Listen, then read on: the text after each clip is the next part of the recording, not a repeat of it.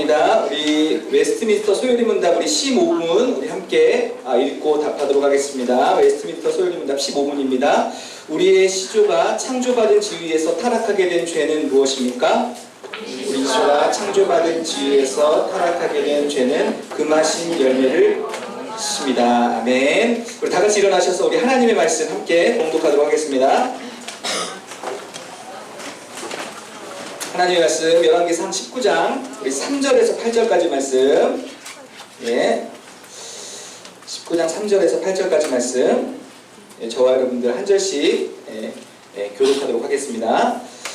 그가 이 형편을 보고 일어나 자기의 생명을 위해 도망하여 유다에 속한 브엘세바에 이르러 자기의 사원을 그곳에 머물게 하고 나로 들어가 나를 들짐가서 로덴 나무 아래 앉아서 자기가 죽기를 원하여 이르되 여호와여 넉넉하오니 지금 내 생명을 거두시옵소서. 나는 내 조상들보다 낫지 못하나이다.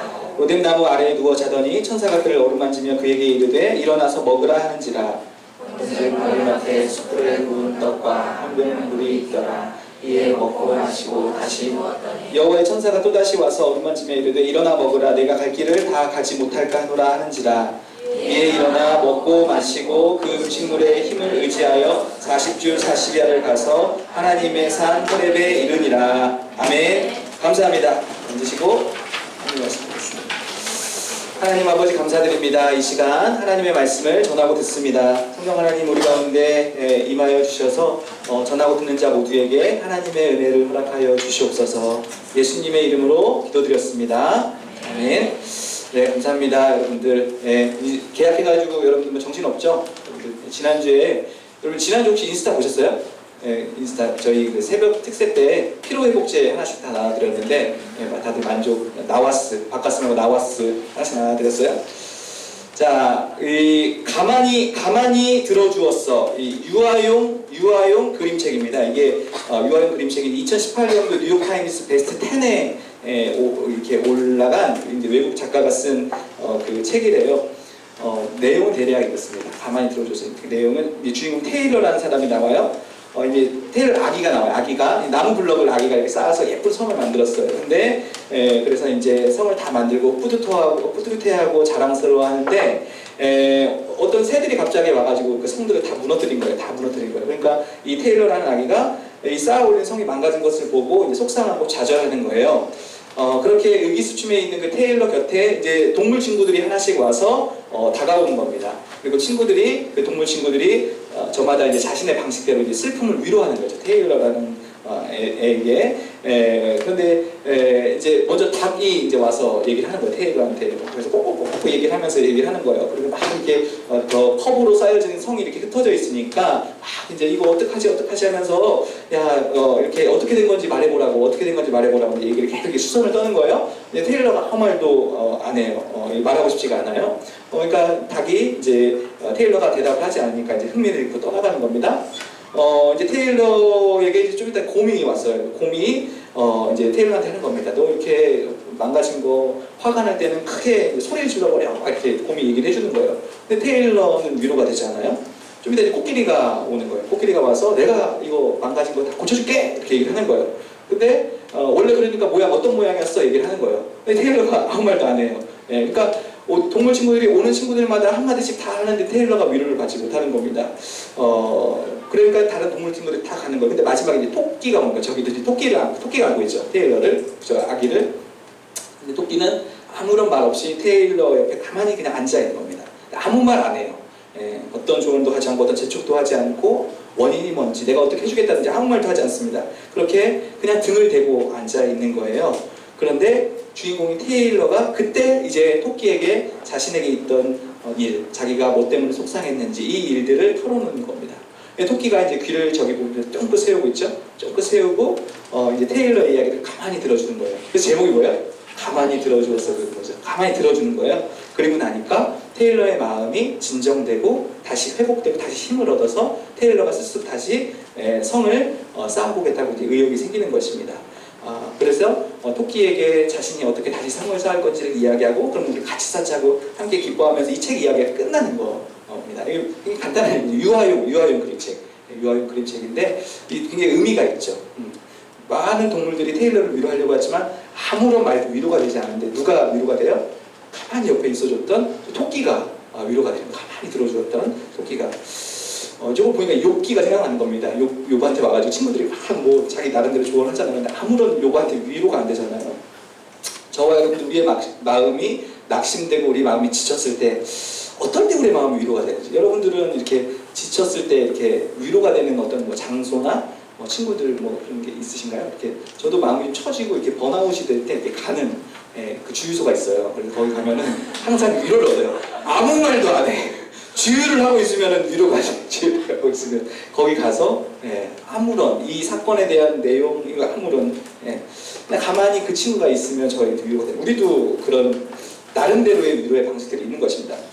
우리가 지난주 엘리야 이야기를 했습니다. 엘리야는 구약의 진짜 가장 위대한 선지자 중에 한 명이에요. 이스라엘의 가장 어두운 시기에 등장했고 그리고 이제 그 가장 악한 왕인 중에 하나였던 아합 왕한테 직언을 날리고 우리 지난주 봤던 것처럼 이방 선지자 850대 1을 하고 붙어서 이긴 사람입니다.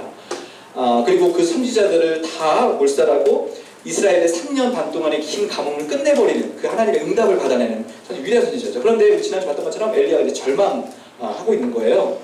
가장 절망해 있고 무력해 있고 그 여자 말 한마디에 무기력해져 버리는 그 엘리야를 우리가 지난주 봤습니다. 우리 4절 말씀인데 우리 4절 말씀 우리 한번 한 목소리로 보이는 친구들 읽어보겠습니다. 시작!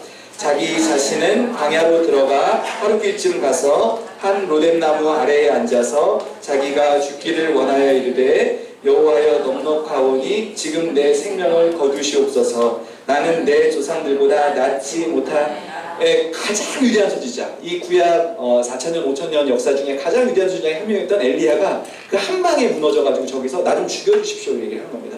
하나님 나 좀 죽여주세요. 난 뭐 아무것도 하기 싫어요. 이런 얘기를 지금 하고 있는 거죠.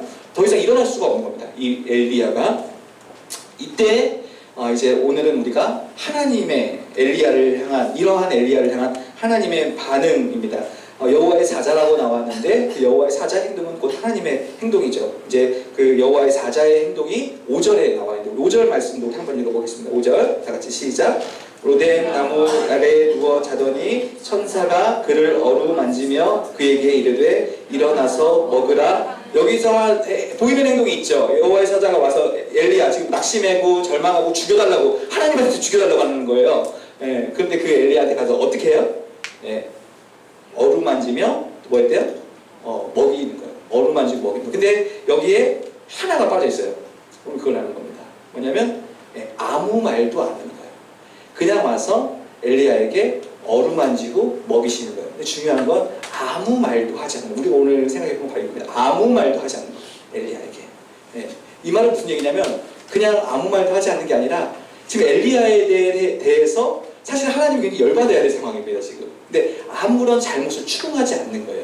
그냥 와서 어루만지고 먹이는 것입니다. 이 상황에서 왜 하나님 편에서 화가 나냐? 이 상황에 이런 거죠. 지금 엘리야는 사실은 하나님의 비밀무기입니다. 사실은 이 완전 어두운 시기에 하나님께서는 엘리야를 막 준비시키세요. 이 앞장의 내용들이 다 그런 내용이에요. 그러니까 지금 엘리야를 하나님께서 이 어두운 시대를 위해서 엘리야를 하나님께서 어떻게 준비시키셨는지가 막 나옵니다. 뭐 사레바 과부 얘기도 나오고 까마귀를 통해서 뭐 먹이는 얘기도 나오고 그 죽은 아이를 살리는 얘기도 나오고 그게 다 엘리야를 향한 하나님의 그 준비였어요. 그 준비 과정이 다 있고 이 어두운 시기에 850대를 다 때려 눕히고 뭐 하나님께서 그렸던 그 그림들이 있는 거죠. 하나님의 비장의 무기입니다. 이 엘리야는. 그런데 그리고 하나님께서 이 엘리야를 오랫동안 준비시키셨어요. 근데 엘리야가 지금 한 방에 무너져가지고 도망가가지고 하나님한테 죽여달라고 하는 겁니다. 뭐 이런 거죠. 월드컵을 지금 지금 오랫동안 준비를 했는데 가자마자 뭐 경기도 제대로 안 치러보고 못하겠다는 거죠. 지금 경기를. 오랫동안 이렇게 준비를 해왔는데 이것도 정신을 못 차리냐. 저 같았으면 일로 와봐 엘리야 한 대 맞고 시작하자 이런 거예요. 그럼 한 대 일단 쥐어 맞고 시작하자. 네가 뭘 잘못했는지부터 한번 보자. 네가 왜 믿음을 잃었는지부터 한번 따져보자. 뭐 이런 얘기를 하든지 뭐 여러 가지 얘기를 해야 되는 건데 지금 하나님께서 아무런 추궁을 하지 않으시는 거예요. 하나님의 희망이었고 이 이스라엘을 회복시키기 위한 하나님의 희망 또 하나님의 비장의 무기 비밀병기 엘리야인데 엘리야가 무너지는 거예요. 정신 안 차려 지금? 이스라엘 지금 니네가 너 지금 가가지고 지금 말씀 선포하고 믿음을 회복해야 되는지 뭐 하고 있는 거야 지금? 그러지 않는 거예요. 엘리야가 무너지는 그 앞에서 지금 하나님께서 아무런 추궁하지 않으십니다. 하나님 편에서는 이렇고 뿐만 아니라 지금 이 이스라엘에도 하나님 믿는 사람들이 있었습니다. 그런데 지금 이스라엘에서 이 엘리야가 갈멜산 전투를 통해서 이기는 것을 보고 아마 좀 힘을 얻었을 거예요. 하나님이 진짜 하나님이구나. 하나님을 잘 믿어야 되겠구나. 좀 이게 따르려고 했던 사람들이 있었을 겁니다. 회복되는 7,000명 숨겨놨다고 하잖아요. 하나님께서. 그런데 그 사람들을 이끌어야 될 리더입니다. 지금 엘리야는. 그 사람들을 이끌어서 다시 이 이스라엘의 하나님 앞에 예배를 부흥시키고 또 하나님 앞에 돌아오게 하는 그 일들을 감당해야 되는데 그 리더인 엘리야가 그냥 넘어져 버리는 거예요. 굉장히 중요한 리더인데 오늘 읽었던 3절에 보면 뭐라고 왜 도망갔대요? 자기 생명을 위하여 도망갔대요. 그러니까 자기 목숨 지키려고 도망간 겁니다. 지금 엘리야가. 네. 목숨 부지하려고. 하나님 한마디 할 법도 하죠. 네. 야, 너 리더인데, 야, 너 목사인데 지금 네가 지금 예배 안 나가겠다고 하면 지금 말이 되냐? 지금 그런 얘기를 하는 거야 지금. 네. 야, 너가 목사인데 지금 이 시대가 어려운데 너 나가가지고 예배 준비하고 말씀 준비하고 해야지. 너 지금 뭐 하겠다는 거야? 예배도 안 나가겠다고 하면 뭐 하는 거야? 지금 이런 똑같은 하나님께서 그런데 이 엘리야에게 한마디도 추궁을 안 하신 거예요. 그냥 아무 말 하지 않으신 거예요. 여러분 우리가 침묵할 때가 있죠. 아무 말 하지 않을 때. 크게 두 가지죠. 어느 때 침묵하죠? 열받았을 때. 제가 잘하는 겁니다. 열받았을 때 아무 말 안 해요. 그냥. 회의 시간에 아무 말 안 해요. 찬양도 안 해. 가만히 있어. 침묵. 나 지금 열받았다는 거죠. 또 언제 우리가 침묵하죠? 예, 사랑할 때. 사랑할 때 아무 말 안 합니다. 사랑할 때. 그 상담 제가 알기로 로고스 테라피인가 뭐 이런 뭐 어떤 언어 뭐 이거 관련해서 이렇게 회복 그런 이슈를 가지고 이제 상담하시는 박상미 교수님이라는 뭐 세바시에도 나오고 유튜브에도 많이 등장하는 교수님이 있어요. 그분이 옛날에 했던 얘기가 이제 생각이 나는데 이겁니다. 아버지가 돌아가셨다는 거예요. 아버지가 돌아가셔가지고 자기가 가장 크게 위로받았던 이야기를 해주는 겁니다. 박상미 교수님이 상담학 교수님이 얘기하는 거예요. 아버지가 이제 돌아가셔가지고 장례를 치르고 있는데 많은 사람들이 와서 얘기했을 거 아니에요. 뭐 천국 가셨을 거예요. 힘내세요. 뭐 여러 가지 말을 했다라는 거예요. 근데 아무 말도 안 들어와. 뭐 예수님 믿고 돌아가셨으니까 천국 가셨을 거예요. 그래도 뭐 아프다 돌아가셨으니까 뭐 호상입니다. 뭐 아무 말도 안 들어오는 거예요. 근데 장례를 다 치르고 다 끝났는데 장례를 다 치고 보니까 저기 나랑 제일 친한 친구가 저기 서 있는 거예요. 왔는지도 몰랐는데. 그러니까 너 어디 있었어? 그랬더니 이제 그 친구가 얘기를 하는 겁니다. 나 첫날부터 와 있었어. 그런데 내가 너한테 무슨 말을 해야 될지 몰라서 난 주방 가서 설거지하고 있었어. 그때 박상미 교수님 불러줬다 그래요. 네. 그때 저 친구가 나를 위로하고 싶은데 무슨 말을 해줘야 될지 몰라서 나 그냥 주방에서 설거지하고 있었어. 그 얘기하는 거예요. 근데 이제 박상미 교수님이 막 그때 엉엉 울었다 그 얘기를 하는 것입니다. 공감이 가죠. 저도 제가 목사로서 굉장히 보람을 느낄 때가 있어요. 이제 우리 선교사하고 교구를 해보니까 장례식에 가면 큰 목사로서 보람을 느낍니다. 이제 장례를 치르고 그 가족들을 이렇게 좀 돌보고 또 이제 그 마지막 이제 가시는 길 이제 그 화장장까지 가서 슬퍼하는 유족들하고 같이 있어줄 때 참 목사로서 저는 한 번도 경험해보지 못한 청소년들만 이렇게 만나다가 이 어른들 만나면서 근데 이거는 저랑 같이 일하시는 목사님도 똑같은 얘기를 하세요. 장례를 치를 때 좀 목사로서 보람을 느낀다 이런 얘기를 합니다. 근데 장례가 가장 어려워. 무슨 말을 해야 될지 모르겠어. 가서 여기서 무슨 설교를 해야 될지 모르겠어. 그래서 항상 기도할 때마다 이건 비밀인데 촉각을 곤두세우고 감사드리며 이 말 안 하려고 이게 말에 항상 들어가면서 감사드리며 하면 안 돼. 감사드리며 하면 이거를 머릿속에 갖고 있어요. 무슨 말을 해줘야 될지 모르겠어요. 가가지고 유족들한테 뭐라고 위로해야 될지 모르겠고 설교는 무슨 설교를 해야 될지 모르겠어요. 나보다 다 나이가 많은 분들인데 그분들의 부모님들 와서 내가 가서 무슨 말 하죠? 할 말이 없어요. 그냥 말씀 읽고 끝났으면 좋겠어. 나는 설교 중에 제일 어려운 설교 장례 설교.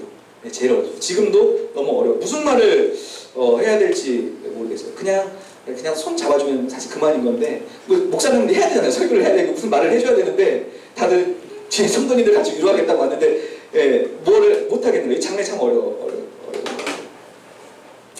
제가 너무 좋아하는 박영수 목사님 이런 말씀 하셨어요. 잘하면 높아진다.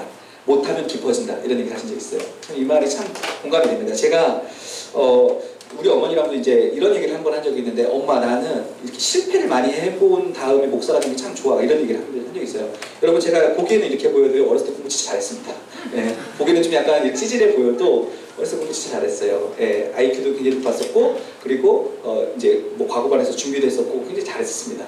저는 그때 공부 못한 친구들의 마음을 이해를 못했어요. 그냥 이렇게 화장실 가다가 잠깐 외우면 100점이야 그냥. 진짜 그랬어 진짜. 한문 시험 같은 거 진짜 그랬습니다. 그런데 왜 공부 못하지? 그거 이해 못했어. 공부 못해보니까 공부 못한 친구들의 마음을 알겠어.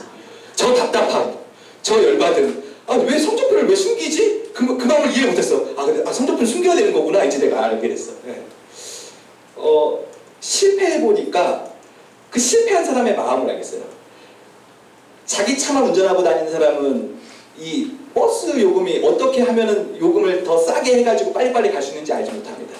버스를 타고 대중교통을 많이 이용한 사람은 어떻게 해야 빨리빨리 더 세이브하고 어떻게 시간 단축할지 그걸 다 알 수가 있어요. 제가 올해 이제 제가 무슨 공부를 하고 있는데 특수교육학개론이라는 수업을 들었어요. 근데 이제 제가 이 수업을 정말 잘 듣다라고 생각을 했어요. 무슨 얘기냐면은 제 주변에 이제 장애를 가진 어떤 제 지인 중에 이제 저희 부모가 있게 됐어요. 근데 나에게 내가 이제 그 장애를 가진 그 친구랑 같이 시간을 보내다 보니까 그 친구의 부모가 어떤 마음이라는 걸 알게. 내가 또 다른 세상의 지평이 열렸어요 이번에.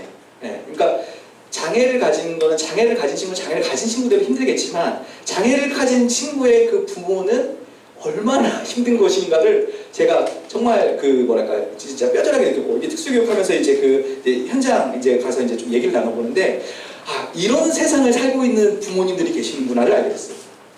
이분들이 엄청나게 힘들겠구나, 엄청나게 위로를 받아야 되겠구나 그런 생각을 처음 하게 됐습니다. 제가 그냥 만약에 그냥 건강하게 몸 멀쩡하게 살았으면은요, 그냥 힘내세요, 그냥 뭐 기도하겠습니다 이 정도 말하고 끝낼 것 같아요. 근데 저분들이 얼마나 고통스럽고 얼마나 숨막히게 답답한지를 내가 진짜 알게 됐어요. 내가 그러한 이 세상 속에서 그런 삶을 살아가고 있다는 분을 알게 된 게 저는 너무 이번 학기 때 감사함이 있었습니다. 어떤 그 인디안 속담에 이런 게 있다라고 그래요. 그 사람 신발을 신고 1마일을 가보기 전까지는 그 사람에 대해서 말하지 마라 이런 얘기 있습니다. 그 사람이 신발을 신고 1마일을 걸어가보기 전까지는 그 사람에 대해서 아무 말도 하지 마라. 모른다는 거예요. 그 사람의 감정, 심정 모른다는 겁니다. 여러분 여러분 이 스포츠를 보면은 명장들이 있죠. 위대한 명장들이 있는데 가만 보면은 위대한 명장들을 보면은 선수 시절에 훌륭했던 사람 그게 많잖아요. 가만 보면. 그러니까 선수 시절에 오히려 좀 못하고 잘 못하던 이런 사람들이 오히려 명장이 되는 케이스가 굉장히 많이 있습니다. 히딩크도 마찬가지죠. 선수 시절에 유명하지 않았어요. 손흥민 아버지도 그렇잖아요. 손흥정 선수도 뭐 이렇게 유명했던 사람이 아니잖아요. 예. 오히려 무명했던 사람들이 굉장한 명장이 돼서 이 팀을 전체적으로 잘 이끌고 가는 것을 이제 많이 보게 됩니다. 어쩌면 비슷한 것 같아요. 선수들의 어떤 실패에 대해서 더 잘 이해하고 공감할 수 있기 때문에 그 팀을 더 이렇게 하나 되게 만들고 잘 이끌어갈 수 있는 게 아닌가 이런 생각을 하게 됩니다. 엘리야가 지금 절망하고 있어요. 엘리야는 영적으로 대단한 승리를 했습니다. 이방종들을 박살냈어요. 거짓 선지자를 다 죽였습니다. 그런데 그의 기대가 있었죠. 어떤 기대가 있었냐면 이제 아합 왕과 이세벨은 이제 하나님 앞에 이제 무릎을 꿇을 것이다. 이제 위축되고 자기들의 종교는 가짜고 이제 하나님이 진짜라고 이제 믿게 될 것이라고 생각했어요. 전혀 위축되지 않는 겁니다. 아합하고 이세벨이 그냥 기세등등한 거예요. 죽이겠다고 달라드는 겁니다. 그 모습에 이제 엘리야가 절망에 빠지는 겁니다. 예. 하나님께서 가가지고 야 좀만 더 힘내가지고 좀 더 밀어붙여 이런 말 안 하는 거예요. 하나님이 가만히 있는 거예요. 거기서. 하나님께서 가만히 가셔서 하나님께서 이 엘리야의 이 비통한 마음을 공감하시는 거예요. 그냥. 이 절망스러운 마음. 지금 엘리야가 얼마나 힘든 그 마음을 하나님께서 가만히 그냥 공감하시는 것입니다. 그리고 그냥 어루만지시는 거예요. 하나님께서. 네. 그게 오늘 본문의 그림입니다. 네. 아무 말 없이 엘리야를 어루만지시는 거예요. 침묵한다라는 것도 중요한 또 하나 이렇게 공감한다라는 거. 아무 말 없이 내가 너의 슬픔에 지금 공감하고 있어. 내가 너가 이렇게 실패하고 있을 때 내가 너 얼마나 힘든지 내가 지금 알고 있어. 아까 그 박상민 교수님 친구처럼 내가 무슨 말을 해서 너를 위로해야 될지 모르겠어. 그러나 내가 지금 너를 공감하고 있어. 너 너무 슬프겠다. 너 너무 절망스럽겠다. 아합과 이세벨이 완전히 무너졌어야 되는데 걔네들이 기세등등한 거 보고 너 진짜 힘들겠다. 하나님이 아무 말 안 하시고 첫 번째 공감. 두 번째 침묵한다는 것은 이 엘리야의 연약함에 대한 포옹이라고 할 수가 있겠습니다. 이 연약함을 하나님께서 안아주시는 거예요. 연약함을 안아주시는 것입니다. 경북대 13대 14대 총장을 지냈던 그 박찬석 교수님이라는 분이 계세요. 그분이 경남 산청 시골 출신이라고 합니다. 가정형편도 어렵고 머리도 안 되고 공부를 결정적으로 하기 싫은데 부모님이 대구까지 이제 유학을 보낸 거예요. 중학교를 보내면 여러분들 똑같이 중학교 때 1학년 때 시험 68명 중에 68등을 한 거예요. 박찬석 교수님이. 왜? 나는 공부하기 싫은데 부모님이 보냈어. 해서 했는데 68등 한 겁니다. 아버지한테 이제 성적표를 내밀려고 그러는데 내밀 자신이 없는 거예요. 이 아버지한테 가가지고 어려운 형편의 대구로 유학을 보내줬고 아버지가 나를 향한 기대가 있는데 이 68점짜리 성적표를 낼 자신이 없는 겁니다. 그래서 칼로 이렇게 긁은 거예요. 딱 긁어가지고 68명이 다 지워가지고 1등으로 바꿨다고 합니다. 이제 이 박찬석 교수님이 그리고 아버지께 보여드렸다는 거예요. 예, 그러니까 아버지가 이 성적표를 보시고 1등했다고 잔치를 하신 거예요. 아버지가 오바를 하신 거예요. 이제 아버지께서 이 일이 너무 커지는 거예요. 그래갖고 이제 박찬석 교수님이 큰일 났다. 그러다가 이제 박찬석 교수님이 그 일이 아버지께 너무 미안해가지고 이제 공부를 시작했다는 것입니다. 그래서 그가 이제 교수가 되고 이제 대학교 총장까지 되는 거예요. 예, 저분이 얘기가 지금 뭐라고 썼어요? 나는 꼴찌였다. 뭐 얘기하잖아요. 진짜 꼴찌. 68명 68등. 예. 이제 33년이 지난 다음에 이제 대학 교수가 된 겁니다. 자기와 그때 똑같았던 이제 아들이 생겼어요. 중1짜리 아들이 생겨가지고 이제 아버지한테 찾아간 거예요. 아버지한테 가가지고 아버지한테 이렇게 얘기를 했다는 겁니다. 아빠, 대구에서 중학교 다닐 때 내가 입학했을 때 사실 이 이제 중학교 성적표 위조한 얘기를 아버지한테 딱 꺼내려고 아빠 사실 그런데 아버지가 딱 쳤대요. 됐다. 내 다 안다. 고마해라. 이러셨대요. 내 다 안다. 고마해라. 네, 다 알고 그런 거예요. 그래서 무슨 얘기를 하냐면 회초리보다 아픈 사람 이런 얘기를 하시는 겁니다. 됐다. 내 다 안다. 고마해라. 네. 중1 때 아버지 사실 이렇게 점점점 알면서도 모르는 채 한 거죠. 네. 어쩌면 부모님만 이제 그걸 하실 수 있는 거죠. 제가 이제 제 삶의 언어가 있다는 걸 최근에 알게 됐어요. 제가 알게 된 거. 저는 사실 논리적으로 늘 옳고 그름을 따져야 되는 사람입니다. 네. 저는 뭐 성도님들이 뭐 옳고 그름 그거 무조건 다 따져야 되고요. 학생들이 잘못하면 무조건 여러분들 뭐 내 주변에서 잘 봤으니까 알겠지만 학생들이 잘못을 꼭 따져야 돼. 심지어 아픈 학생에게도. 예. 또 제가 사랑하는 사람한테도 잘잘못을 꼭 따져야 돼. 왜냐? 내가 맞았어. 넌 틀렸어. 그 얘기를 꼭 이게 내 언어라는 걸 알게 됐어요. 내가 어릴 때부터 그렇게 내 삶의 언어가 이렇게 쌓아져 왔다라는 것을 알게 됐어요. 아, 내가 그러니까 말을 계속 그렇게 하는구나. 사람을 대할 때 꼭 잘잘못을 따지는구나, 내가. 그러니까 뭐 잘했다 못했다라는 게 아니라 이 내 옳음과 너가 뭐가 틀렸으면 꼭 이렇게 지적을 해야 되는 사람이구나. 제가 이제 그거를 알게 됐어요. 그러면서 아, 이게 내 목사로서 참 큰 리스크다 이런 생각을 하게 됐습니다. 꼭 뭔가를 잘못한 거를 말을 꼭 해야 내 지적이 풀려. 내가. 네. 근데 알고 보니까 우리 가정의 언어가 바로 이런 언어였구나. 우리 작은 잘못까지도 꼭 따져야 되는 집안이었습니다. 넘어가주는 일이 없었어요. 아주 작은 잘못도 다 따져서 풀었어야 됐어요. 그러니까 제가 이제 그런 언어가 나한테 있구나라는 거 이제 제가 최근에 좀 어떤 일이 좀 있고 나서 아, 내가 나한테 이런 내 가정의 언어가 이거구나. 아, 이런 것을 알게 됐어요. 우리 가정이 뭐 잘못됐다는 의미가 아니라 우리 다 그때 힘들었으니까. 그러면서 이제 제가 이제 이해를 하고 조금 이제 바꿔가려고 하는데 여러분 그러나 복음은 그리고 은혜라는 것은 사실 넘어가 주는 거죠. 사실 은혜를 다른 말로 조금 더 설명하자면 넘어가 주는 거죠. 우리 6월절이 뭐죠? 넘어가 주다. 이게 6월이죠. 넘어가는 거죠. 이게 그런 거예요. 알지만 모르는 채 해주는 거예요. 아까 박찬석 총장님의 말처럼 모든 면에서 꼭 이렇게 맞다라고 할 수는 없지만 은혜의 복음의 한 속성을 이야기하자면 알면서도 넘어가 주는 거죠. 알고 있지만 너의 틀렸다는 거 알고 있지만 넘어가 주는 거죠. 모르는 채 해주는 거죠. 이게 복음과 은혜. 오늘 엘리야에게 하나님께서 하신 행동을 바로 겁니다. 엘리야의 잘못 알고 있어요. 하나님께서 비장의 무기로 오랫동안 준비해 왔어요. 얘는 힘을 내야 되는데 지금 쓰러져 있고 날 죽여달라고 난 못하겠다고 손을 놔주는 상황입니다. 추궁하지 않으시는 거예요. 하나님께서. 네. 알면서 모르는 채 하는 겁니다. 하나님께서 그냥 아무 말 없이 그냥 엘리야를 이렇게 어루만지는 것입니다. 예수님께서 가늠하다 걸린 여인이 잡혀왔을 때 그 여인에게 그 죄에 대해서 추궁하지 않으셨습니다. 여기 있는 아무도 너를 정죄하지 않는다 이런 얘기를 하세요. 그리고 다음부터 너 그러지 말라 이렇게 이야기를 하시는 것입니다. 우리는 여기서 이제 질문을 하나 하는 거죠. 그러면 무조건 잘못하고 그냥 넘어가주면 다 끝나는 건가? 이런 질문을 해줄 수 있는 겁니다. 무조건 그 연약함을 그냥 넘어가주면 그게 다 대수냐? 중요한 건 이겁니다.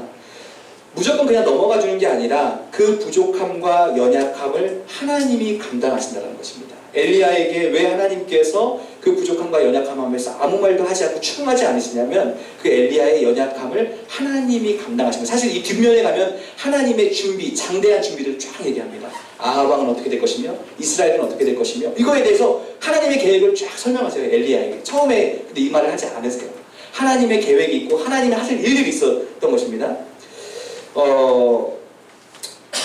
우리의 연약함, 저와 여러분들의 연약함, 저와 여러분들의 어떤 부족함에 대해서 공감하시고 우리의 연약함에 대해서 아무런 책임을 묻지 않으시고 하나님께서 책임져 주시는 사건, 그게 그 침묵하시는, 오늘 엘리야에게 침묵하셨던 것처럼 엘리야의 그 절망을 공감하시고 또 엘리야의 그 연약함을 추궁하지 않으시고 그냥 하나님께서 다 책임지시는 그 일처럼 우리의 연약함을 하나님께서 공감하시고 또 우리의 연약함을 하나님께서 책임져 주시는 그 침묵의 사건의 극치가 저는 십자가라고 생각합니다. 우리 이사야 53장 6절 말씀인데, 우리 이사야 53장 6절 말씀 우리 다 같이 한 목소리로 읽어보겠습니다. 시작.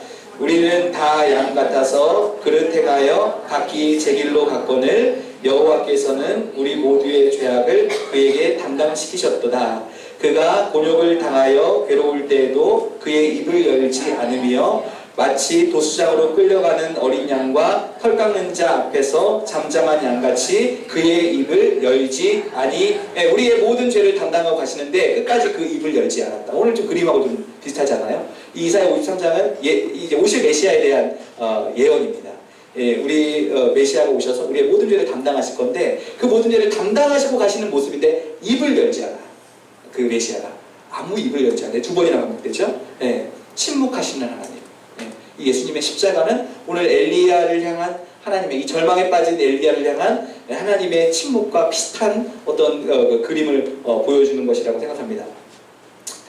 여러분, 이제 상담의 본질이 뭐냐면, 상담의 본질은 저와 여러분들이 가지고 있는 어떤 이슈 해결의 사실 목적이 아니고요. 가만 보면 어떻게 이제 이 문제를 끌고 가냐면 내 안에 뭐가 있는지를 이제 보여주는 거예요. 좋은 상담가는 바로 그걸 하는 겁니다. 그리고 그걸 확인시키고 그러한 나를 수용받고 그리고 그러한 나를 내가 수용할 수 있게끔 도와주는 일이 이제 상담입니다. 그러려면 제일 중요한 게 뭐냐면 그 사람의 이야기를 잘 들어주고 좋은 질문을 해주는 거예요. 그 다음에 잘 들어주고 그 다음에 그 사람을 잘 공감해주고 그 사람의 어떤 모습도 잘 수용해 줄 때 이 사람에게 힘이 생깁니다. 마치 우리 아까 가만히 들어줘서 그 토끼에게 가만히 들어줬을 때 힘이 생기는 것처럼 여러분 방법을 알려주면 다 할 것 같은데 그렇지 않아요. 우리 다 방법 몰라서 죄 짓습니까? 그렇지 않죠. 우리 다 알고 있어요. 여기 있는 사람 다 알고 있습니다. 근데 우리가 어떤 힘을 낼 수 있는 것은 우리 안에 우리 그런 문제가 있는 우리의 존재를 잘 들어주고 잘 수용받을 때 우리는 그 뭐랄까요, 할 수 있는 어떤 힘이 생기는 것입니다. 그래서 상담자마다 이제 저 상담을 이제 여러분에게 받아봤지만 케바케입니다. 이걸 잘 하시는 분이 계신데요. 어떤 분은 막 지적만 하세요. 어떤 분은 정말 잘 공감하세요. 그리고 잘 수용해 주세요. 그런 분이 있는가 하면 이게 진짜 케바케입니다. 그런데 우리에게 있는 상담가가 한 분 계십니다. 히브리서 4장 15절 16절 말씀인데 우리 다 같이 한번 15절 16절 말씀 읽어보겠습니다. 시작. 우리에게 있는 대제사장은 우리의 연약함을 동정하지 못하실 리가 아니요 모든 일에 우리와 똑같이 시험을 받으시니로되 죄는 없으시니라. 그러므로 우리는 긍휼하심을 받고 때를 따라 돕는 은혜를 얻기 위하여 은혜의 보좌 앞에 담대히 나아갈 것이니라.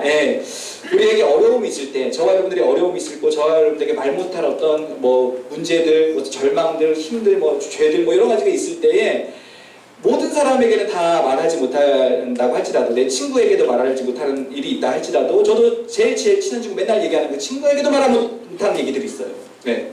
여러분, 제일 좋은, 정말 가장 좋은 상담자가 우리에게 정말 계십니다. 모든 말을 해도 괜찮아요. 모든 말을 해도 안전합니다. 모든 말을 해도 우리에게 나무라거나 채근하지 않고 침묵하시죠. 공감하시고 우리의 연약함을 안아주시죠. 왜? 그 연약함을 하나님께서 다 해결하셨습니까? 책임지셨습니까? 너는 안전해. 괜찮아. 그랬구나. 저는 우리의 기도의 자리가 바로 그런 자리라고 생각합니다. 우리의 모든 것들을 다 우리가 거룩하고 나라와 민족을 위하고 예배를 잘 드리고 이런 기도를 하는 게 아니라 바로 이런 걸 얘기하는 거죠. 하나님, 내가 뭐가 속상했고 뭐가 힘들었고 뭐가 열받았고. 여러분, 시편에서 다윗이 하는 얘기 절반이 뭡니까? 저 인간 죽여주세요. 그 얘기하는 거잖아요. 저 가문이 멸절되게 해주시고 이런 얘기하잖아요. 다윗이. 다윗이 그 모든 얘기를 다 합니다. 하나님이 추궁하지 않으세요. 어떤 분이 이런 얘기를 했습니다. 이제 우리 예언의 은사가 있는 분들이 이제 보통 이제 예언, 저도 이제 그런 것들 많이 받아봤는데 예언해줄 때 보통 이렇게 채근하는 말을 잘 하지 않으세요. 성령님께서 주셨다라고 말하면서 채근하는 말을 거의 하잖아요. 거의 대부분이 위로의 말입니다. 하나님께서 당신을 기뻐하십니다. 하나님이 당신을 눈동자 눈에 넣어도 안 아플 만큼 사랑하신대요. 제가 이제 그런 얘기를 한번 들은 적이 있는데 눈에 넣어도 안 아플 만큼 하나님이 기뻐하신대요. 사랑하신대요. 그러면서 이제 그분이 그런 얘기 하신 거예요. 하나님의 속성이 바로 이렇다라는 것입니다. 예. 그러니까 어디 내가 예언을 한다는 분이 와가지고 여러분한테 똑바로 살아라 막 이렇게 막 뭐라고 한다라면 그건 가짜일 가능성이 큽니다. 예. 뭐라고 하고 체근하고 이거는 복음의 속성이 아니에요. 예. 거의 대부분 우리의 죄악을 감추세요. 저도 이제 이렇게 이렇게 예언의 은사 이렇게 하는 그 주유소 어머니가 목사님이에요. 그분이 이제 예언의 은사가 있고 신유의 은사가 있어서 이제 자주 가는데 갈 때마다 좀 떨려. 왜냐하면 내 마음에 있는 거 다 알면 어떡하지? 창피할까. 근데 하나님이 그런 것들을 다 가리시고 저한테 해줘야 될 말만 해주세요. 근데 그게 대부분 위로의 말입니다. 제가 그 목사님의 말에 거의 동감을 했어요. 왜? 저는 그런 걸 많이 받아봤으니까. 근데 뭐 유튜브 같은 데 봐가지고 막 엄청 세게 얘기하는 분들 계시잖아요. 저는 거의 대부분이 가짜의 가능성이 크다라고 생각합니다. 왜? 사람은 두려우고 겁줘야 움직이고 핸들링하기가 쉽거든요. 자기 말에 따라오기가 쉬워요. 겁주고 두렵게 하고 이렇게 하는 거는 제가 봤을 때는 가짜의 가능성이 저는 크다라고 생각합니다. 여러분 이단은 다 그런 얘기 하잖아요. 안 하면 뭐 너희 가족 망해, 뭐 죽어, 뭐 그런 얘기 하잖아요. 저는 그거는 하나님의 속성이 아니라고 생각해요. 여러분 어떤 순간은 어떤 말로도 우리가 위로가 안 될 때가 있습니다. 우리가 힘들고 지쳐있는데 어떤 말을 해도 들리지 않을 때가 있어요. 우리 다 그렇죠? 엘리야의 마음이 지금 완전히 무너져 있습니다. 어떤 말로도 위로가 안 돼요. 그런데 거기에 하나님께서 책망을 하거나 어떤 뭐 이렇게 그 방법을 제시하거나 뭐 이렇게 지금 하지 않으십니다. 그러니까 침묵하세요. 엘리야를 향한 하나님의 침묵은 공감이고 위로이고 사랑입니다. 마찬가지 우리를 향한 예수 그리스도의 십자가는 그 침묵하시는 십자가는 우리를 향한 하나님의 공감이고 위로라고 생각합니다. 여러분 우리가 예수 그리스도를 믿는다라는 게 뭐죠? 예수 그리스도를 믿는다라는 게 뭐죠?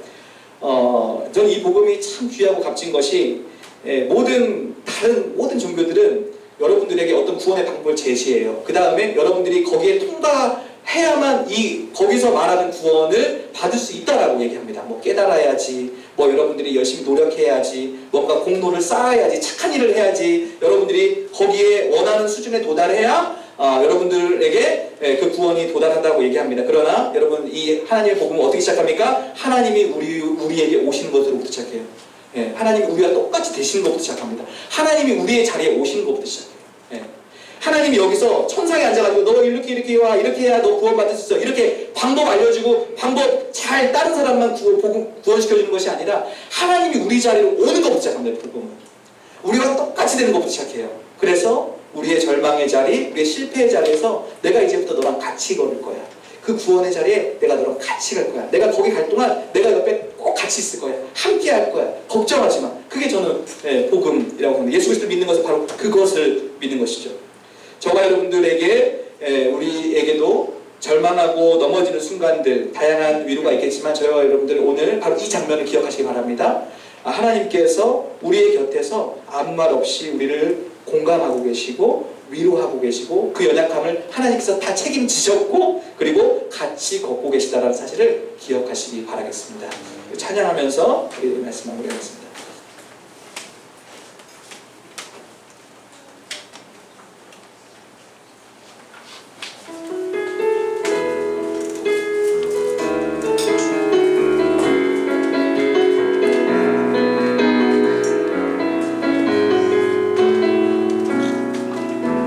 혼자서만 세상을 사는 듯이 혼자서만 세상을 사는 듯이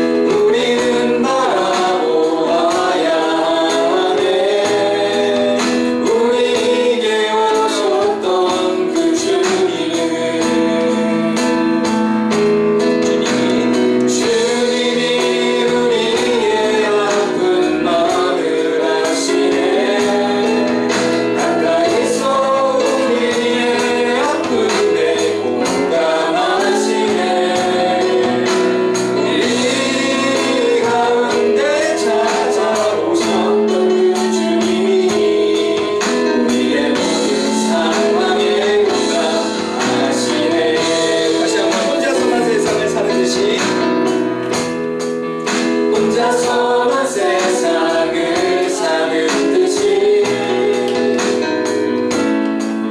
주와 멀어보이기만 해. 우리는 바라보아야 해. 우리에게 오셨던 그 주님은 주님이 우리의 아픈 마음을 아시네. 주님이 우리의 아픈 마음을 아시네. 가까이서 우리의 아픔에 공감하시네. 우리 가운데 찾아오셨던 그 주님이 우리의 모든 상황에 공감. 주님이 우리의 아픈 마음을 아시네.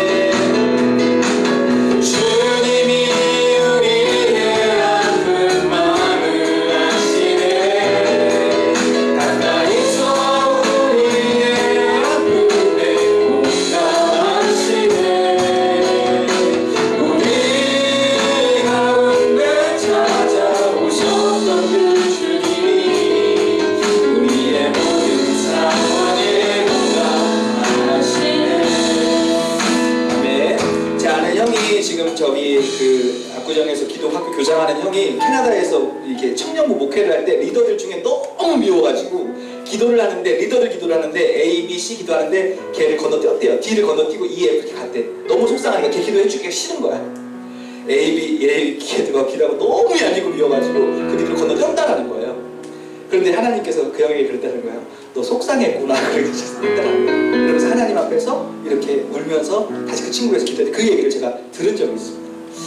저는 우리 하나님께서 우리가 절망하고 넘어져 있을 때 이 엘리야에게 하셨던 것처럼 너 똑바로 안 해? 내가 너 어떻게 준비시켰는데 너에게 사명이 있는데 너 왜 그 일 안 해? 그렇게 하지 않으시는 하나님이시라고 했습니다. 왜? 하나님께서 모든 일을 다 해놓으셨기 때문에 하나님께서 우리의 모든 연약함을 다 담당하셨기 때문에 저는 오히려 우리에게 하나님께서 우리가 어떤 일을 어떤 것을 고백하고 우리가 이야기할 때 하나님께서 너 정말 힘들었구나 너 속상했구나 그렇게 말하시는 하나님이라고 저는 믿습니다. 여러분 어떤 말 못할 힘듦과 절망과 그런 것들이 있다라면은 우리에게 뭐 상담가에 가게는 돈이 갖고 친구에게는 그럴 만한 라포가 형성된 친구가 없다라면 여러분 정말 하나님 앞에 나와서 하나님께 고백하시기 바랍니다. 그리고 하나님의 그 위로를 다 받으시기 바랍니다. 하나님께서 저와 여러분들 이렇게 위로하시는 그런 은혜가 그리고 그 경험하는 우리 중등부가 그래서 우리 하나님 더 알고 사랑하게 되는 우리가 되었으면 좋겠습니다. 다 같이 한번 기도하시고 제가 기도하고 마치겠습니다. 하나님 아버지 엘리야에게 아무 말 없이 그냥 어루만지셨던 하나님 우리의 모습의 십자가는 아무 말 없이 우리를 어루만지신 하나님의 손길입니다. 우리가 아직 죄인이 되었을 때에 우리가 아직 연약할 때에 하나님께서 우리의 모든 죄를 담당하사 우리에 대한 사랑을 확증하시는 사건입니다. 하나님 여기 있는 우리 모두 가운데 우리를 공감하시고 우리 연약함을 안아주시는 그 하나님 앞에 우리가 힘든 일 또 어려운 일들이 있을 때마다 나아가서 고백하고 위로를 받는 여기 있는 우리 모두가 될 수 있도록 주께서 도와주시옵소서. 하나님 우리가 이것을 그냥 이론으로만 하는 것이 아니라 그 발걸음을 성령님이 인도하여 주셔서 성령님께서 그런 위로의 말을 해주시고 그러한 공감을 얻어서 하나님과 더 긴밀하게 친밀해지는 여기 있는 모두가 될 수 있도록 주께서 은혜를 내려주시옵소서. 하나님 감사드리고 우리에게 있는 대제사장은 우리의 연약함을 동정하지 못하실 이가 아니요 모든 일에 우리와 똑같이 시험을 받으신 이로되 죄는 없으시니라. 그러므로 우리는 긍휼하심을 받고 때를 따라 돕는 은혜를 얻기 위하여 은혜의 보좌 앞에 담대히 나아갈 것이니라. 하나님 아버지 오늘 하나님의 정말 그 비장의 무기 영적 어두운 세계의 사명을 감당할 엘리야가 넘어져고 지쳐서 절망하고 죽여달라고 하고 있을 때 하나님이 그냥 가만히 가서 어루만지시고 먹이시는 장면을 우리가 보았습니다. 하나님 아버지 그것은 엘리야만 향한 것이 아니라 우리를 향한 하나님 우리를 향한 십자가는 여전히 우리가 죄악 가운데 있고 범죄한 우리에게 하나님께서 그리고 절망하고 있는 우리에게 오셔서 하나님께서 아무 말 없이 어루만지신 사건임을 기억할 수 있도록 주님 도와주시옵소서. 하나님 아버지 여기 있는 우리 모두 가운데 정말 이 하나님 우리 이 하나님이 늘 우리와 만나기를 기다리고 계시다는 사실을 기억하여서 정말 우리에게 힘든 일이 있고 절망하고 또 어려운 일이 있을 때 다른 어떤 사람은 찾을 수 없을지라도 그 하나님 앞에 나아가서 정말 성령님께서 주시는 그 위로와 힘을 얻고 그것들을 늘 경험하고 그리하여서 하나님과 더욱더 긴밀하여지고 친밀하여지고 사랑하게 되는 놀라운 일들이 여기 있는 우리 모두에게 있게 하여 주시옵소서. 여기 있는 우리 누군가에는 하나님 앞에 또 사람 앞에 또 힘들고 지치고 절망하고 있는 자가 있을지 모르겠는데 성령 하나님 그분에게 또 찾아가 주셔서 아무 말 없이 쓰다마 주시고 또 먹이시고 하나님께서 주시는 그 놀라운 그 위로로 다시 힘을 얻을 수 있도록 주께서 은혜 내려주시고 하나님 아버지 그 위로를 받은 우리는 누군가에게 그러한 아무 말 없이 위로해 주시는 위로자가 될 수 있도록 주님 도와주시옵소서. 예수님의 이름으로 기도드렸습니다. 아멘. 이제는 우리 주 예수 그리스도의 은혜와 하나님 아버지의 사랑과 성령님의 교통하심이 하나님께서 사랑하시는 상원교회 중등부 모든 성도들을 머리 위에 이제로부터 영원까지 함께 있을지어다. 아멘.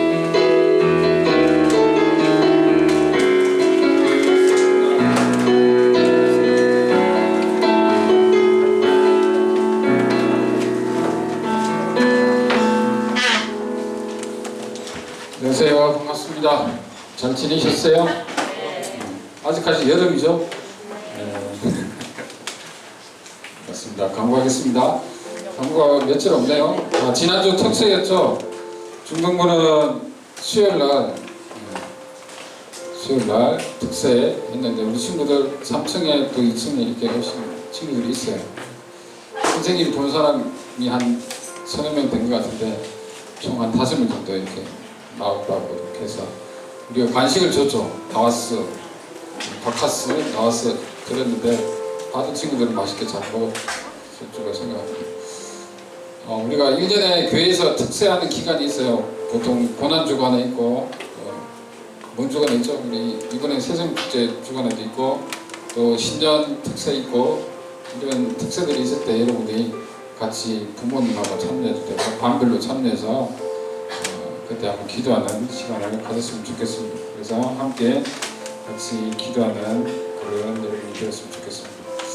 자, 가을에 이제 환절기가 다가옵니다. 아침 저녁으로 쌀쌀하죠. 그래서 감기 걸리는 친구 많고 이제 코로나가 또 다시 유행하는 경우도 있어요. 그래서 선생님도 한 3주 동안 막 콜록콜록 기침하고 그랬는데 지금 괜찮은데 좀 잘 환절기 때 감기 조심하시고 2학기 때 또 남은 기간 잘 보내시고 9월달에 이제 추석 있죠. 추석 때 이제 마지막 주가 추석이잖아요. 추석 때 또 추석 감사절도 있고 그런 것도 있습니다. 그래서 잘 준비해서 시골 가시는 분들은 그때 잘 갔으면 좋겠고 그다음 오늘 2학년 3반 2-3반 손 들어봐. 김정근 선생님 반 아니야? 그 반은 2학년 3반 누구지 선생님이? 누구야? 김정쌤 맞지? 김정쌤 반은 김정쌤이 잠깐 여기 식사 봉사집이 올라가시니까 나하고 갈 거야. 우리 반은 누가 가냐? 목사님하고 갈 거야. 목사님하고 가면 된다. 알았지? 딱 끝나자마자 목사님한테 또 물어가서 붙여. 우리 2학년 3반은 나랑 같이 하면 되니까. 자, 반별로 선생님들하고 공부해 주시고 좋은 시간